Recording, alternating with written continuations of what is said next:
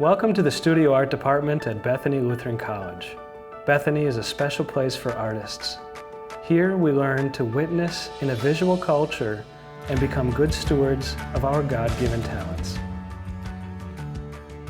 So after looking around, I think I've decided on the location that I want to do my painting today. When you're thinking about your location, I'd like you to think about two things. Think about your composition, obviously, but also think about your comfort. So this location offers, I think, a compelling composition. I'm going to look at this tall, deciduous tree, probably maybe centered in your screen right now. I like being here because we see a lot of sky kind of through the tree, plus the tree is fairly full, and it gives us a variety of values. So it's just right. Some trees, the leaves are too small, or we see too much sky through them. That would be really complicated to paint. This has good masses of leaves. The other part of this, being comfortable, I found a spot on the sidewalk. It just rained yesterday, and I expect a lot of mosquitoes out here. So it doesn't hurt to be on the sidewalk, keeps my toes a little drier, and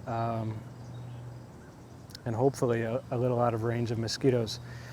Another issue that is happening today, this is an overcast day, feels pretty comfortable out, but if those clouds clear up, my lighting situation changes drastically, and I might be staring into the sun.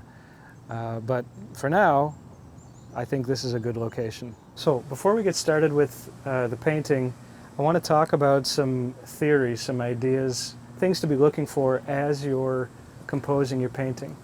Today's painting is going to be about values, and I want to limit us to 4 values.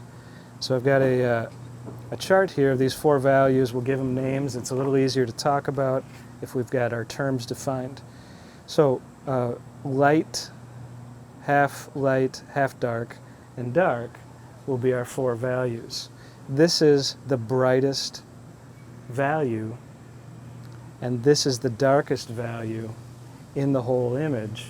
And then we're going to mix kind of a dark medium and a light medium, and that will give us all that we need to create a believable representation in 4 values.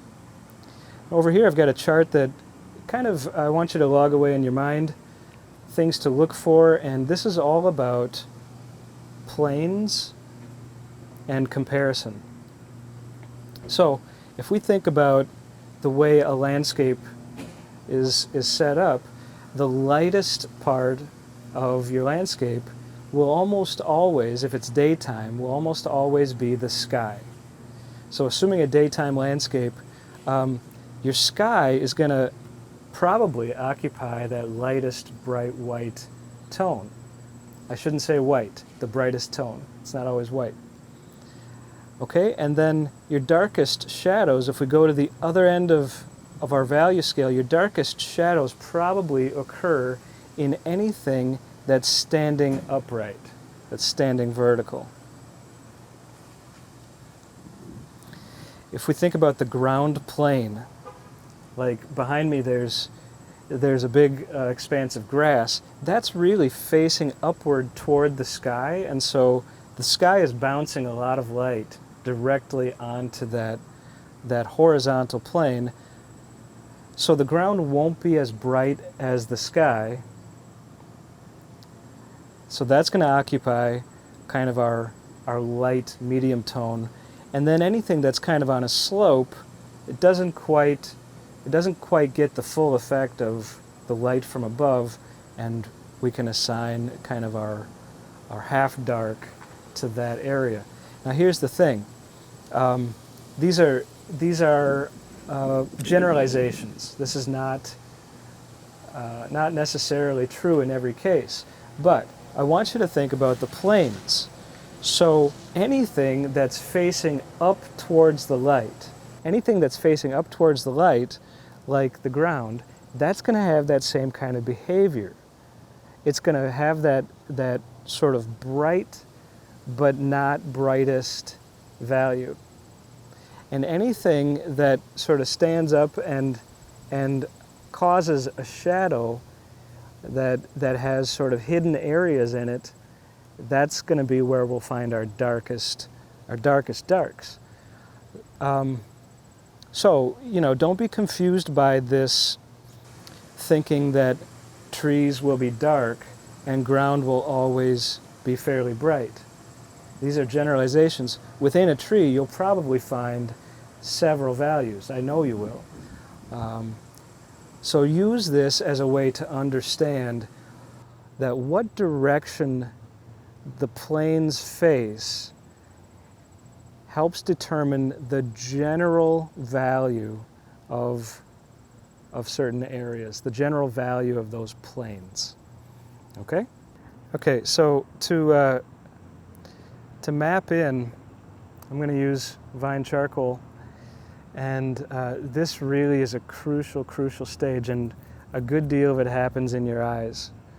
So I'm going to try to fit this whole tree onto this little panel, and that really takes a lot of brain power, really.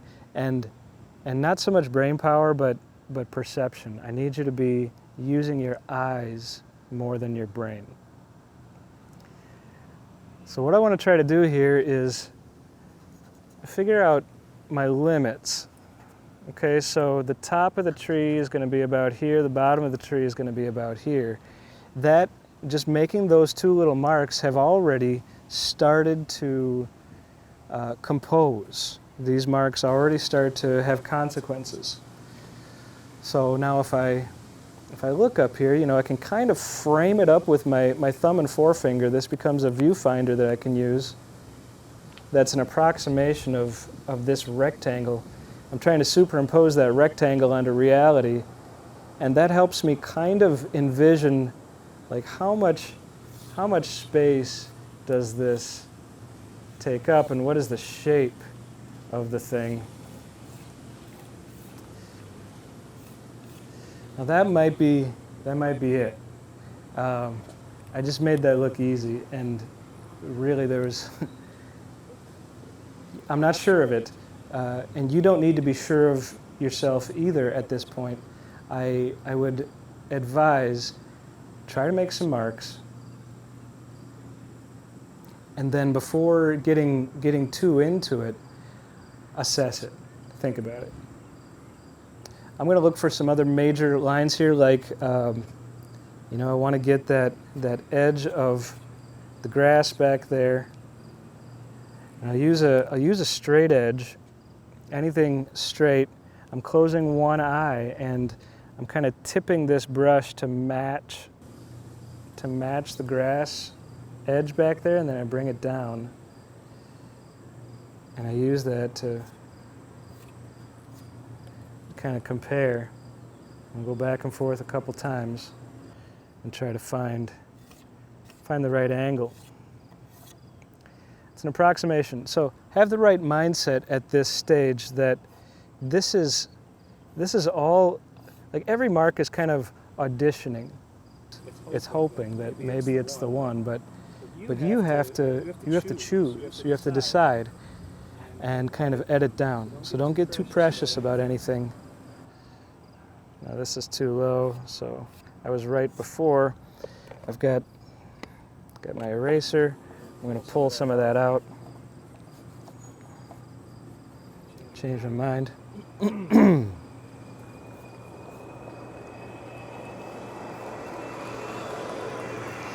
Now it's tempting, especially when you're a beginner, it's tempting to try to prove yourself.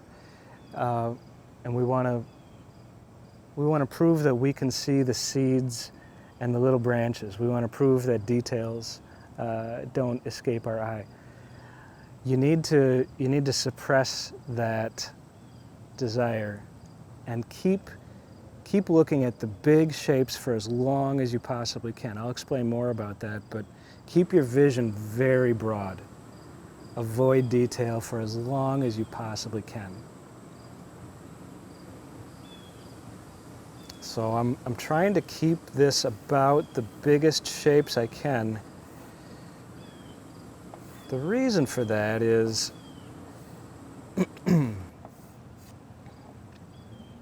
when you don't have the big shapes in place and you start putting in the details too fast, too early, you start doing things that you're going to regret. So if you put in details and they're in the wrong place or they're the wrong scale, you've got a heartbreaking decision to make. You might have to drastically revise. Set the foundation first. Now there's something not quite right about the scale of this. I think it's looking too short and wide, and really it's struggling to fit. What I'm going to do is I'm going to shrink from here, change the scale of that trunk. And this is all about comparison. Comparison is going to be a main theme in what we do. So what makes this look the way it does is the proportions. So, you know, if I would make the trunk this skinny, just hypothetically, that changes the way everything else looks. It changes the scale of it. And everything has to work together. So, like I said, try to keep your vision kind of everywhere instead of zooming in on a particular point. See if you can kind of see the whole thing at once. I'm starting to insert some kind of skeletal features of the tree, the way these branches emerge. I'm feeling better about the scale of this trunk, size of it.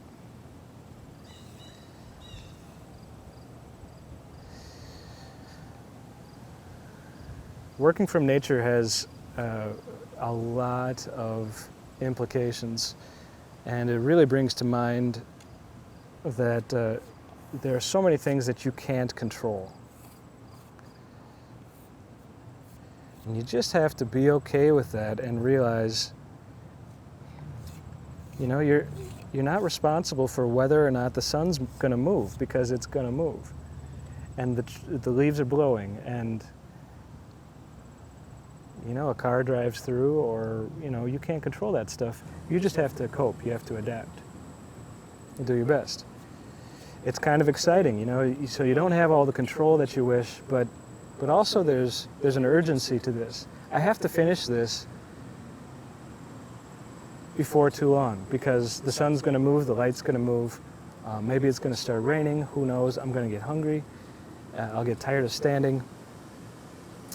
So, you know, working from a photo is a different kind of situation. Working in your studio has safety, but what you trade, the compromise, is that it doesn't have the same kind of life or urgency to it. There's something special about being here in person.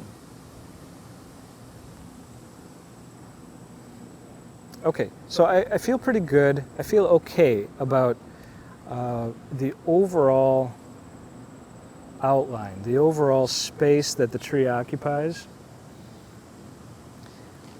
Always, in any creative project, always work from large, gradually down to small. This goes for writing a term paper. You work from your outline, and then at the end, you're choosing words. The same thing is true in a painting. So we're going to work from really broad, and now I'm going to break down medium-size shapes.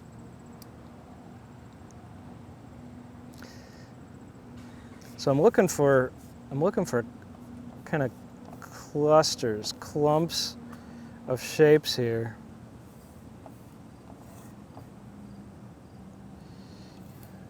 Really struggling to avoid detail. I'm trying to make these generalizations that are really difficult to make.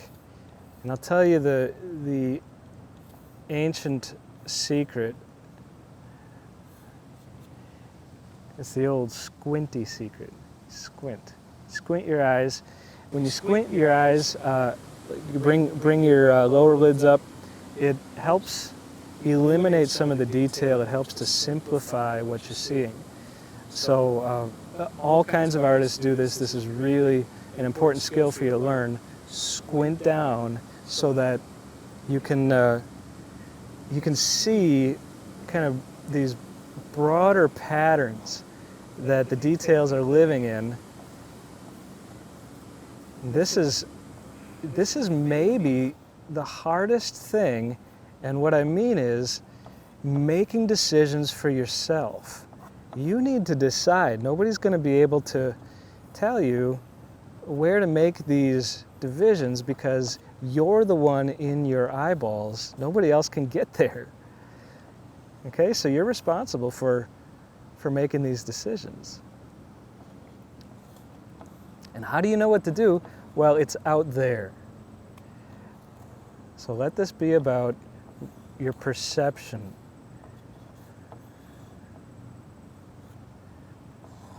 Let your eyes tell you about it. And if you're not sure, look some more.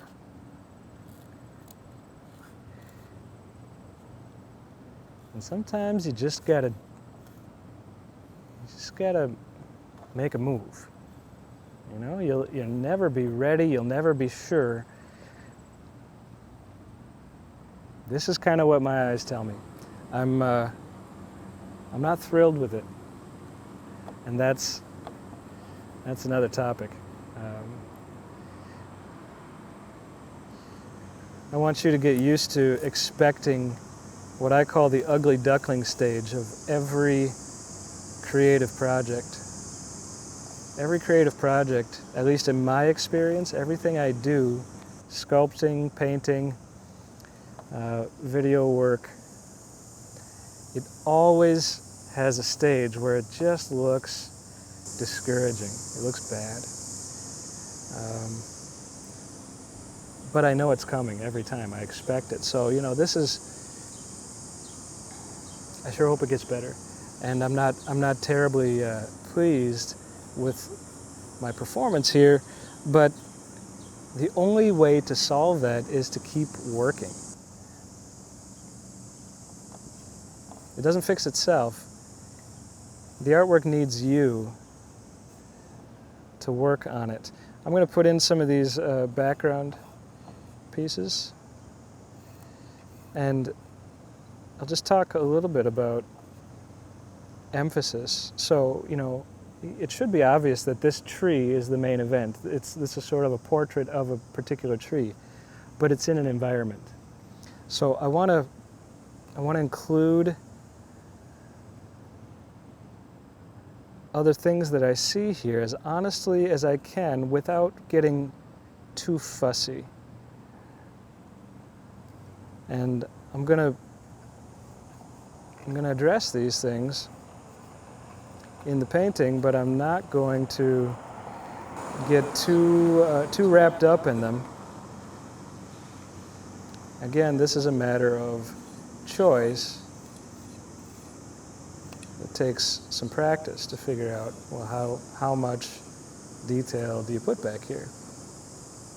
Ready to transition from drawing to paint. I don't think the drawing is great, and it's really important for me to say that. You should kind of balance. You want to be relatively faithful, but realize this isn't a drawing; it's a painting, and you need to keep things moving forward. So the most important thing here is not detail; it's proportion. You want to be pretty faithful with your proportions, pretty faithful, and so make some corrections, but then move on. I'm about to get going with the paint. If you do use vine charcoal, like I have been, so I've been drawing with this vine charcoal. If you use that, realize that it's very unstable. It disappears pretty easily. I kind of like that. If you want to use pencil instead, you sure can. So now as I scrub this on, the reason I say that is this will all sort of wash away, the drawing. You have to be okay with that too. Painting is repainting, so I've put work into this drawing, The drawing is the guide that helps me with the first layer of paint. That first layer of paint helps me with the next wave, and that helps me with the next wave. So plan on repainting several times. When you're starting your day with an oil brush, this is dry. I'm going to dip it in the paint thinner a little bit.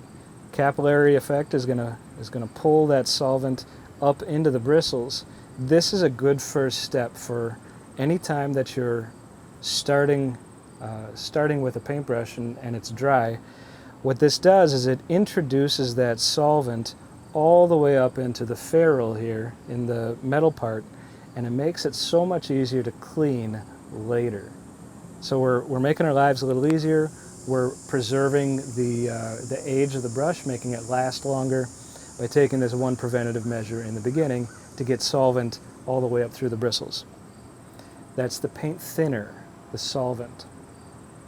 Okay, I'm starting with my big brush. Just like I talked about working from big shapes to small, we're going to work from a big brush gradually to smaller brushes, because like I said earlier, the brush in your hand affects the way you think. Let's get some paint. I'm going to get some white, not too much. We want to be a good steward of this stuff. We're going to clean our palette later, and so you can always squeeze more. Now I've run into this situation where this is tight. It's good to have some kind of a little pliers. Sure hope this works. The struggle is real.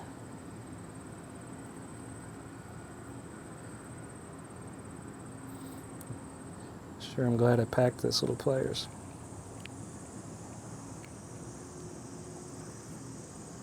Wish I had one just a little bit bigger.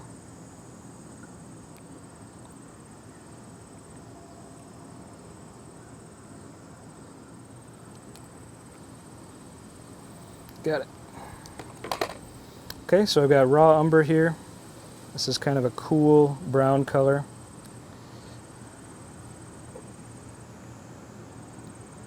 And those are all I'm going to use today. I'm going to use a palette knife to pre-mix my paint. So I talked about four different values. White is going to be our brightest value. Whatever dark color you choose will be your darkest value. Now we need to mix our half light and our half dark. Try to keep pure piles of the color. So don't mix into your pure white or your pure dark. Separate some of it, bring it out to make a new pile. And this is all about proportions. So I've just started a pile for white, and I'm just going to bring a little bit of the dark, much less. In fact, that might even be too much. I'm just going to bring a little bit and introduce it into that pile.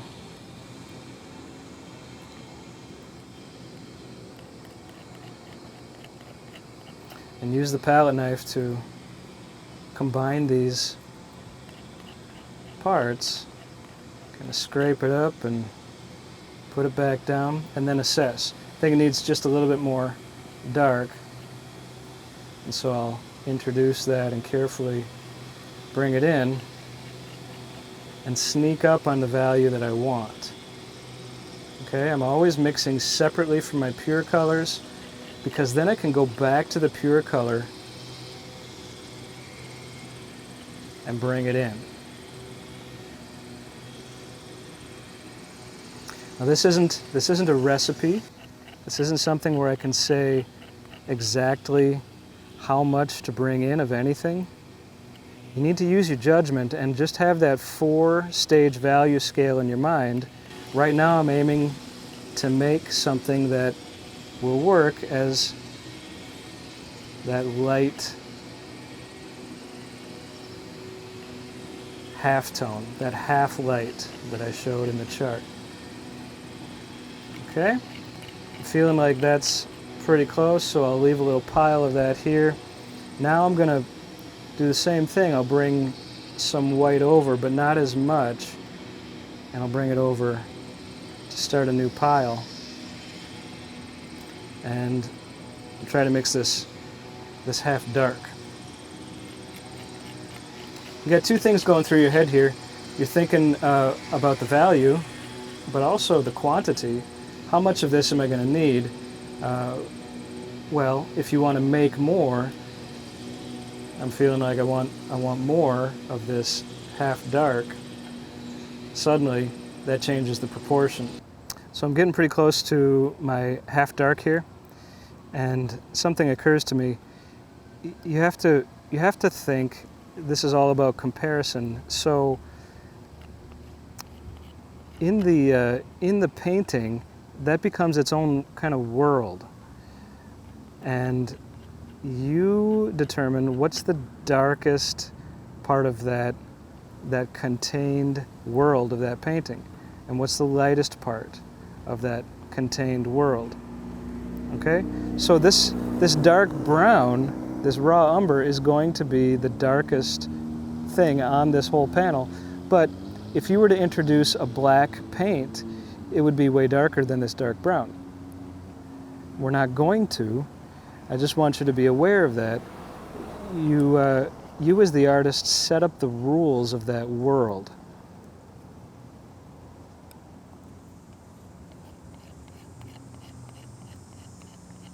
Our job here is not to copy nature. It's not what we're doing. You need to understand that that's not possible.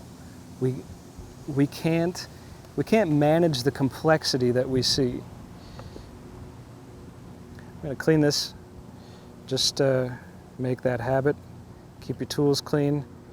Take good care of your tools, and they take good care of you. All right, so now I've got my piles of color.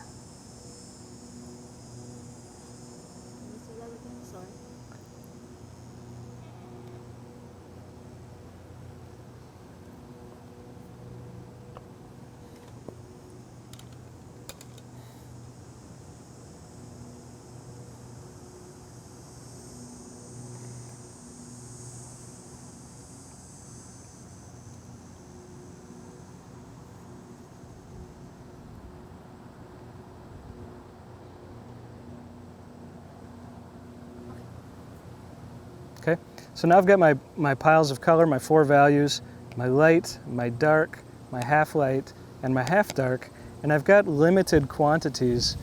I need you to realize that you can always make more. You're going to have to make more. So don't let that lead you to overproduce, to make giant piles, because you'll end up wasting a lot of paint. Instead, nurture your skills. Get better at mixing.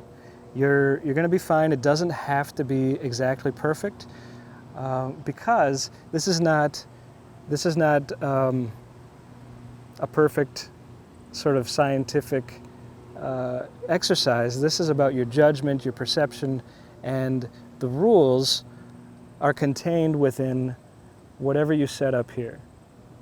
You're making this world. So, as I started to say, this is not about copying nature. You're making a painting. You're making a painting that is strongly influenced by what you see, what you perceive. I want you to be as faithful as you can be. But in the end, this moment disappears, this painting remains. Okay? All right, so big brush. I'm going to start laying in, I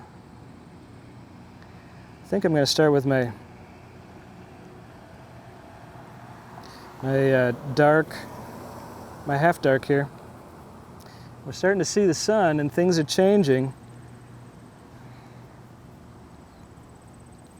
If you want, this one time only, at the very, very beginning of your painting, you can just touch a little bit of solvent to the tip of your bristles and mix it into your paint. That'll do two things. That will make the paint a little thinner.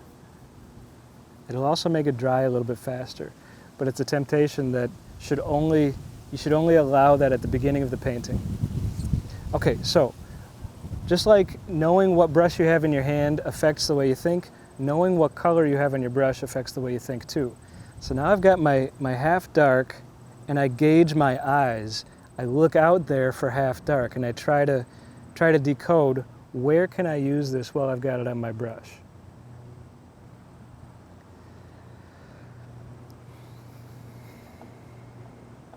So I'm just gonna pop in some big guesses. This is all guesswork. I want to make broad generalizations at this early stage. A lot of my earlier work gets obscured by what I do now. Don't trust your earlier self, trust what you see right here. Okay, use your perception, look out there, squint down, and we're back into working the broadest areas possible. I'm just scrubbing in some of this half dark. And what I'm seeing is the sun is on the right side, and I've got some really bright stuff happening in general on the right side of the tree. And then if I think of this tree as like a cone, that helps. Generally, I've got a lot of dark over here. You always, you plan to make adjustments later. You're not going to get it right. Don't even think about getting it right. Make some good guesses. See a broad area. Wow, the sun really came out, so now, I'm getting some shadows that I didn't have before when I was drawing. I like them though. I'm going to try to catch them. Note that I'm holding the brush from a ways back. This does a couple things. It takes some control away from you, which sounds terrifying, but it's really important. And also, it stands you back away from your work. So if you kind of hold this like a pencil, it brings you in really close, and you have a hard time seeing the whole thing. It's important to broaden your vision out there and on here. So standing back's a good idea. Hold your brush from a far ways away until later. One of the great things about oil paint, and it's also something that annoys people, is that it stays wet and mixable for quite a long time. So, mixing down here on the palette is the same as mixing up here on this panel. The same kind of action happens. So if I fuss too much up here, the paints blend and I lose the bright white nature of my color. So that paint kind of transfers. You have to be committed to just like touching it and letting it be. Realize too that this wet paint is polluting the paint on the brush, and so every time that you take an action, there's a consequence that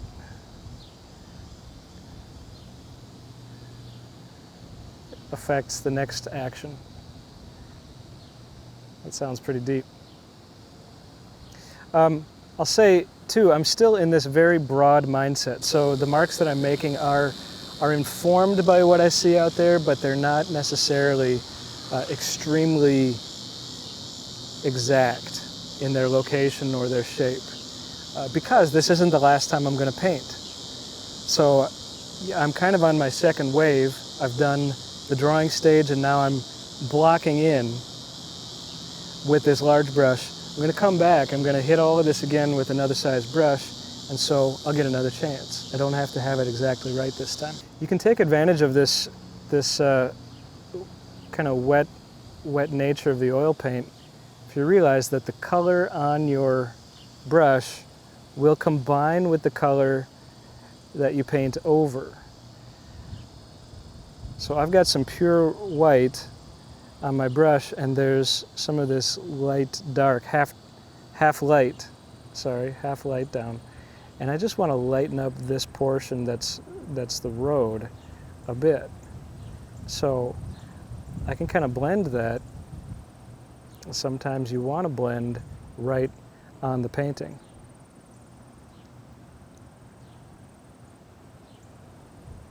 You just have to constantly be aware of what's on your brush. And then look for opportunities to use it.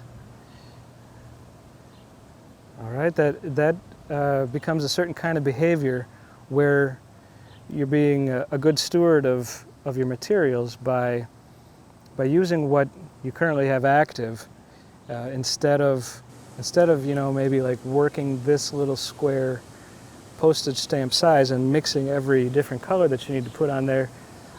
We can be more efficient by working over the whole thing and using whatever color you happen to have active. I think that's it for this rough-in stage. So now I'll talk a little bit about cleaning. Cleaning your brush is a vital skill. You really need to know how to do this well. So here's how it goes. I've got my towel and I'm aware of where the wet paint is. It might be hard to tell, but I know that this is where I've been working today. So even kind of keep the towel organized. Now the first thing I'm going to do is pull as much paint as I can off onto the towel. And really, I've got my thumb in there and I'm kind of digging through the bristles to really try to get that paint to transfer to the towel. That way, when I dip into my solvent, into my paint thinner, I don't need to slosh it around. I'm not polluting that solvent. All I need to do is just pull some out of there. That chemically loosens the paint. And again, I try to get as much onto the towel as I can, really taking an active part in this cleaning process. And then I'll load up again. I'm not jamming the brush in there, I'm not swirling it around.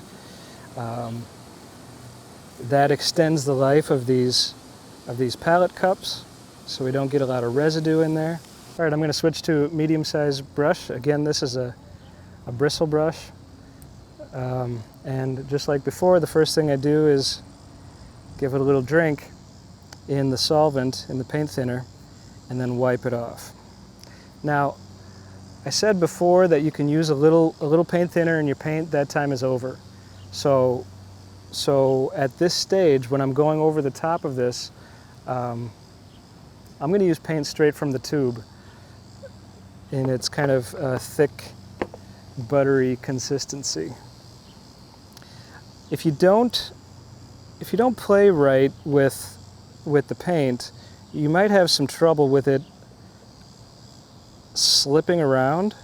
It won't hold still. You'll have trouble with getting it to adhere. You also could have trouble in the long run as the paint dries. Things could kind of shrink and crack. You don't always see that until some time has gone by.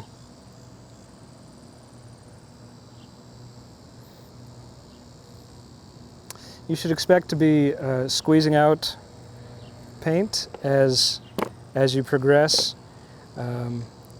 Avoid the temptation to squeeze out giant piles of paint. It's wasteful. Just be okay with doing this a few times. Now, I showed you mixing with your palette knife earlier. You can certainly do that with your paintbrush too. Same thinking, same activity. You pull to a separate location and then take just a little bit and mix. It's the same kind of activity. The difference is the brush becomes more difficult to keep clean. You know, with a knife you get one quick swipe of the towel and it's clean. The brush, I just showed this kind of long process of cleaning. Again, you can, after you have your color, you can kind of collect it, consolidate it into a pile.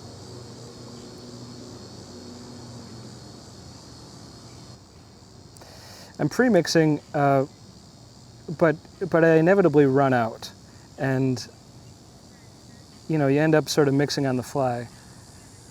on the go. And that, you know, is part of the fun. That's okay. I just like to go into a stage like this kind of prepared, and then, you know, we'll see what comes.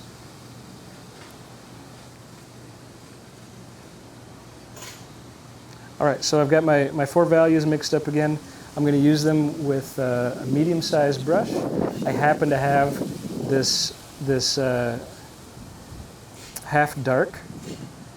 That's the last thing that I mixed, and so that's what I'm going to use. You might end up in a different situation. We don't need to waste paint. The process here is exactly the same. It's just a different size tool. So now I've got kind of different sized vision. I'm going to be looking for some smaller batches of this value, which means it might take a little longer. You've got a smaller brush that needs to cover as much territory. I'm going to look out there and squint down. Remember, this is all about comparison. I'm only giving myself 4 choices: dark, light, half dark, half light. So I've got the half dark, and I kind of squint down, and I'm still looking for kind of broad regions where I'm going to put this in. The paint on the panel is active, so you have to know that that's going to kind of transfer, and it's going to affect what's on your brush. Try to stay aware of what's on your brush, and keep informed. Look out there, and let your eyes and your hand kind of cooperate. You know, you don't have to fuss too much. You can just kind of let that hand do what the eye says. I'm still holding the brush from a distance, keeping my distance from the panel, trying to avoid that temptation to get too close. I'm simultaneously thinking about revising. You know, I don't trust my earlier marks. I trust my perception. Okay, so I gather my information every single time. I'm gathering my information from outside the artwork, from outside of myself. I'm occasionally getting to the edge here where this half dark meets the bright white, and that's some of the magic. Trying to get that edge and that contrast to work. You need the light to stay light and the dark to stay dark. And also, you need those edges to kind of intertwine, intermingle with each other. So some of that dark reaches out into the sky, and some of that negative space of the sky reaches in. Again, I'm not being exact, but I'm looking for the tendency that I see out there, and then doing what I can to generalize it, knowing that I'll come back. A brush like this, this is called a Filbert brush. It's one of my favorite shapes because it's kind of flat and it's kind of round, and so you can use it in different ways depending on how it hits the canvas or the panel. So in some of these cases, for smaller marks, I'm kind of turning it on its side and getting the skinny end of it.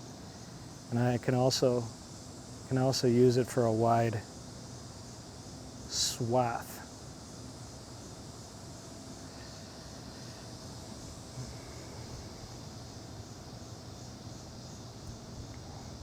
I'm going to have this kind of extend out past the top, so I didn't measure quite right, but there's something nice about nature being a little too big. That's an important understanding. We can't quite tame it or contain it.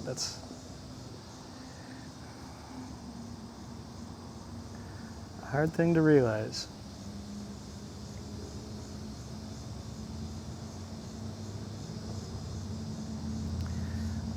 So what's happening is I'm breaking up these blocks that I made earlier, busting them into kind of a higher resolution, smaller pixels if you want to think about it in terms of pixels.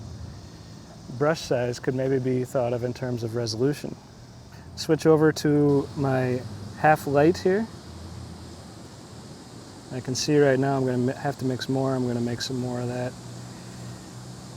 My experience with the half dark kind of gave me more of a clue about how much quantity I'll need. So I'm just going to mix up some more right away. Here's a little trick. You know, after you're mixing, you get this stuff kind of spread out. You can kind of wrangle it by pulling your brush around and sort of shove it towards the center as you go around, and you get a big pile on the brush. And then you can kind of squeeze that pile down back onto the palette, and now you've got a good collection. And all of this paint out on the perimeter is still active and good too. All right, loading up. You need paint to paint, so don't forget that. Don't get cheap on how much paint you have on your brush, especially when you're going over the top of wet paint. You're gonna have to have plenty of paint loaded on your brush for it to actually show and make a difference. Still, I'm looking for broad areas. I'm looking for tendencies out there. It's easy to descend into thinking about pattern and going on autopilot. Avoid going on autopilot. You need to pay attention the whole time. So if you just start thinking like I'm in leaf mode and I'm just gonna go dot, dot, dot, dot, dot the whole time, you're gonna end up with a flat pattern like wallpaper. You need to be specific about what goes where. Okay, we're not tuning out at any point. This is something you have to pay attention to what you're doing the whole time. Pay attention to what you're doing. This is not a time to be distracted. Try to minimize distractions. You'll probably have some people walking by you. You might have something that you feel like you need to go do. You got to focus. If you're going to get this done, you have to focus.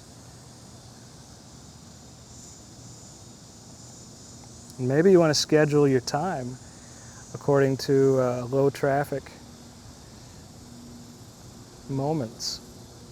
Maybe you're going to be doing this early in the morning when there aren't many people out. Changing how I use this brush for a couple strokes here. I'm getting real specific by loading up and then having a real light touch. I think about not even letting the bristles touch, just the paint. I'm just dragging little,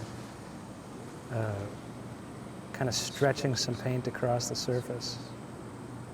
And that allows me to just hint at some smaller details. Things get tricky here where this evergreen tree is overlapping, because now I've got green on green, and the values really aren't that much different from each other.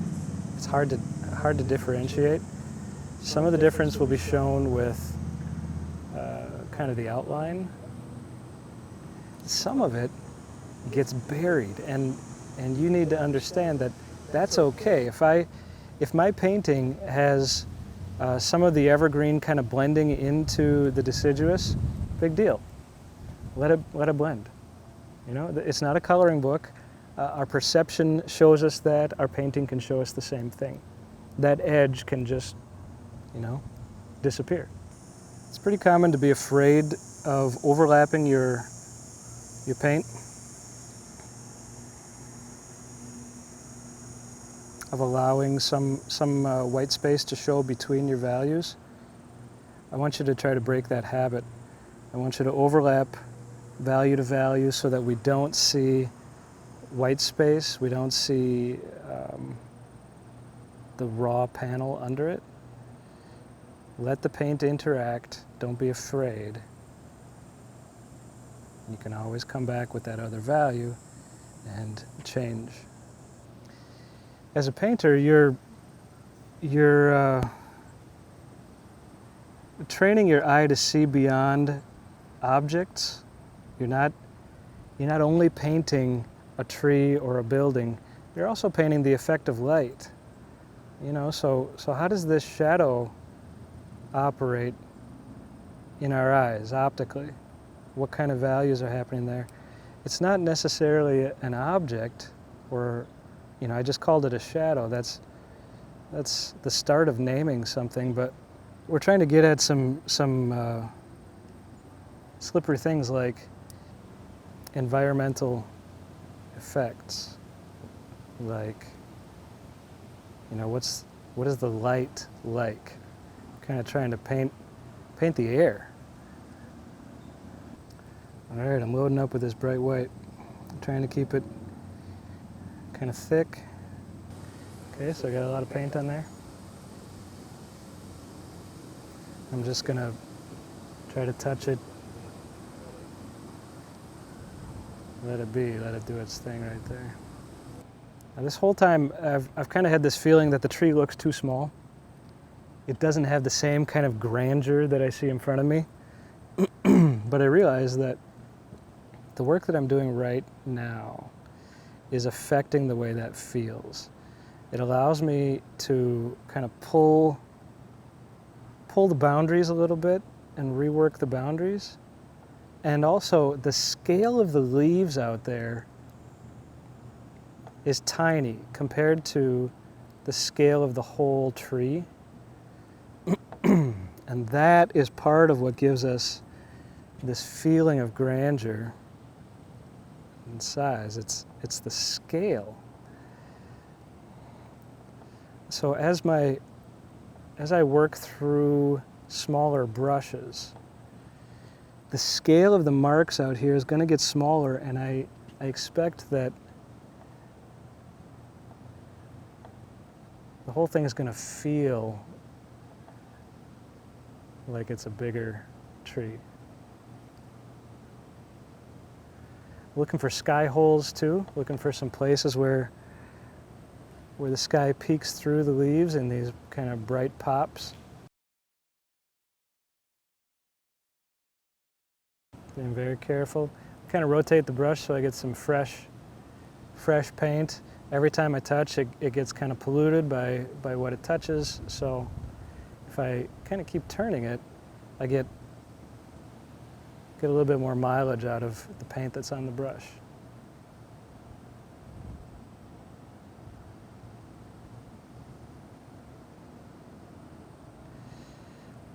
This is starting to feel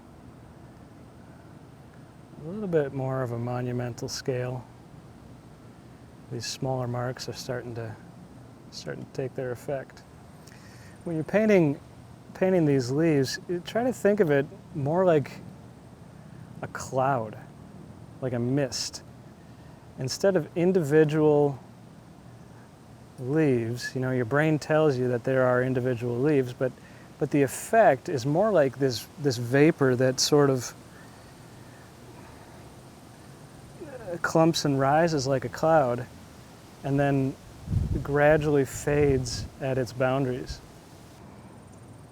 So I like the way that, you know, if you compare the way that this branch works, where I've kind of carved in some bright white, compare that to here where I've just dropped the dark on top. The effect of the negative space here is much more appealing, and you know, it gives an opportunity to skinny up some of that stuff. You can sort of sandwich it. And also it feels more integrated in the whole painting instead of just kind of laying on top. These things are painted next to each other instead of on top of each other.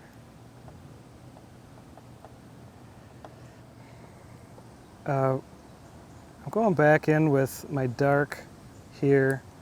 I'm realizing that all of this mark making is kind of, I've started to lose some definition, and so I'm reclaiming some of these shadows under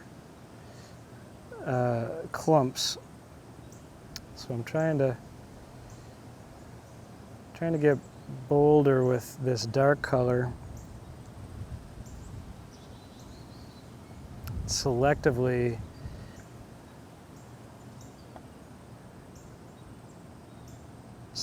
applying it so that we've got that kind of definition that we had in the drawing. Remember, I was working on groupings and planes.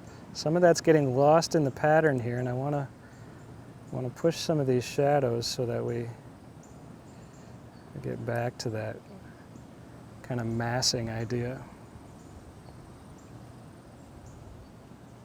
And that's the nature of all of this. It's kind of a back and forth. So going back to the way I was thinking in the beginning and doing that again. And over here we've got a big kind of mass of this dark, hides from the light. So the sun's moving in and out of clouds, and you might have a situation like that when you're painting. Like I said, you kind of have to make some choices. You have to adapt and figure out, well, what is my painting, what piece of that is my painting going to be about? And you commit to it and then make it work. You can certainly change your mind along the way, but there's always consequences. Now at this point, the smaller the marks I make, the more this takes on this idea of grandeur. So still we're trying to pay attention. We're trying to be present, not go on autopilot. There's intent behind all of these marks. And that's what makes it artwork. You know, a machine can record this stuff, but a person